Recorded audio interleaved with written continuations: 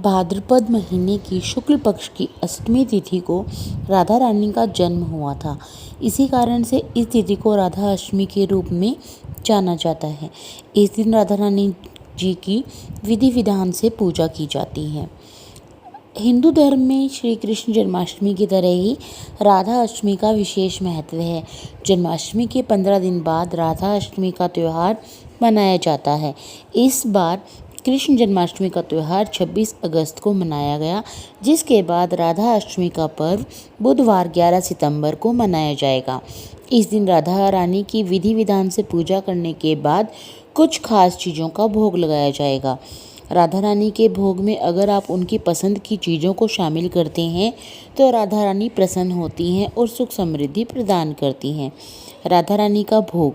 राधा अष्टमी के दिन किशोरी जी को रबड़ी का भोग लगाया जाता है, क्योंकि माना जाता है कि राधा रानी को रबड़ी बहुत प्रिय है। ऐसा करने से किशोरी जी प्रसन्न होती हैं। और इसके साथ साथ ही राधा रानी को अरबी की सब्जी का भी भोग लगाया जाता है और मिठाई के रूप में मालपुए का भोग भी लगा सकते हैं।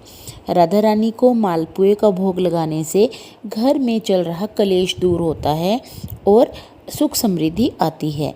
राधा अष्टमी के दिन राधा रानी को पान के बीड़े का भोग जरूर लगाना चाहिए। कहा जाता है कि पान का बीड़ा श्री कृष्ण को बहुत ही प्रिय है, इसलिए ये किशोरी जी का भी प्रिय भोग माना जाता है। राधा अष्टमी की पूजा में भोग के रूप में मोहन थाल भी अर्पित कर सकते हैं। कहा जाता है कि ब्रज के उन सभी मंदिरों में मोहन थाल का भोग लगाया जाता है जहां राधा रानी अपने प्रिय श्री कृष्ण के साथ विराजमान है। इसके साथ साथ राधा रानी को पंचामृत का भोग भी लगाया जाता है, जिसमें दूध, दही, घी, शहद और गंगा जल शामिल है। भगवान कृष्ण के साथ साथ राधा रानी जी को भी यह बहुत प्रिय है, इसलिए यह जन्माष्टमी के दिन श्री कृष्ण और राधा अष्टमी के दिन किशोरी जी को पंचामृत का भोग लगाना बहुत ही शुभ माना जाता है। हिंदू पंचांग के अनुसार भाद्रपद शुक्ल पक्ष की अष्टमी तिथि 10 सितंबर 2024 की रात में 11:11 पर शुरू होगी। इसका समापन अगले दिन 11 सितंबर 2024 को रात 11:26 पर होगा। इसीलिए सूर्योदय के हिसाब से 11 सितंबर को राधा अष्टमी के पूजन का शुभ मुहूर्त सुबह 11 बजे से लेकर दोपहर 1:32 तक करना सबसे ज़्यादा फलदायी बताया गया है। राधा अष्टमी पर पूजा करने का क्या फल मिलता है?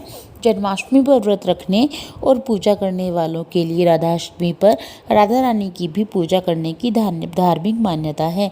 भगवान श्री कृष्ण के भक्तों को राधा अष्टमी पर पूजा ज़रूर करनी चाहिए, क्योंकि श्री कृष्ण जन्माष्टमी और राधा अष्टमी की पूजा करने पर ही भक्तों को पूरा फल मिलता है। राधा जी प्रेम और भक्ति का साकार रूप है। राधा रानी की उपासना से भक्तों के जीवन में प्रेम, वैवाहिक जीवन में स्थिरता, रिश्तों में मिठास और स्थायित्व बढ़ता है। तो चलिए अब बात करते हैं कि राधा अष्टमी पर व्रत कैसे रखें और इनकी पूजा विधि क्या है। शास्त्रीय मान्यताओं के मुताबिक राधा अष्टमी की तिथि पर सुबह उठकर नित्यक्रम और स्नान वगैरह से निवृत्त होकर साफ कपड़े पहनकर शांत मन से राधा रानी और भगवान कृष्ण की पूजा करें। संकल्प लेकर पूरे दिन का व्रत रखना चाहिए। अपने स्वास्थ्य को देखते हुए दिन में एक समय फलाहार किया जा सकता है। संतों ने पूजन विधि के बारे में बताया है कि राधा अष्टमी पर पूजन के लिए 5 रंग के चूर्ण से मंडप का निर्माण, उसके भीतर षोडश दल के आकार का कमल यंत्र बनाना चाहिए।